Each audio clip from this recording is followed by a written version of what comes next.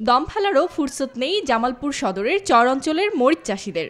ভোর থেকে সন্ধ্যা পর্যন্ত চলে তাদের এই ব্যস্ততা। ক্ষেত থেকে মরিচ উঠিয়ে বাজারে তুলে সময় কাটছে তাদের। এবার ভালো ফলন হলেও আশানুরূপ দাম না পাওয়ায় খুশি হতে পারছেন না মরিচ চাষিরা। যে দাম এর চেয়ে যদি ভালো দাম হয় আমি 5 লাখ টাকা খরচ করতে প্রায় 10 লাখ 15 লাখ টাকার মতো লাভ হবো আশা করি। আর যদি এই বাজার থাকে তাহলে লাভ আশা করা যাবে না।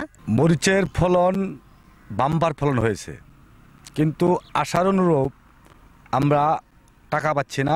ফলন ভালো হয়েছে, ফলনের দাম পাই নাই। মরিচের আবাদ ভালো হয়েছে, আমরা মরিচের আবাদ ভালো ফলন হয়েছে। সরকার থেকে যদি মনে করেন আরও ভালো বীজ দিত তাহলে আরও একটু লাভবান হতে পারলাম না। তবে কৃষি কর্মকর্তারা বলছেন ভিন্ন কথা। আগামীতে জামালপুর জেলায় মরিচের আবাদ আরও বাড়বে বলে আশাবাদী তিনি।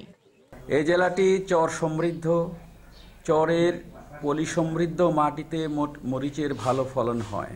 বরাবরের মতো এবারও মরিচের ভালো ফলন এসেছে। কৃষকরা প্রথম পর্যায়ে বাজারে মরিচ বিক্রয় করে যথেষ্ট আর্থিকভাবে লাভবান হয়েছে।